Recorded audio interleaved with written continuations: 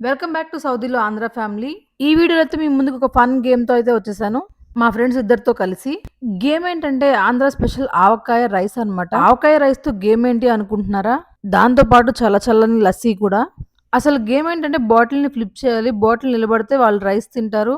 మిగతా వాళ్ళు గేమ్ ఆడుతూనే ఉంటారు కంటిన్యూగా. సో, ఈ ఫన్ వీడియోని మీరు కూడా చూసేసేయండి.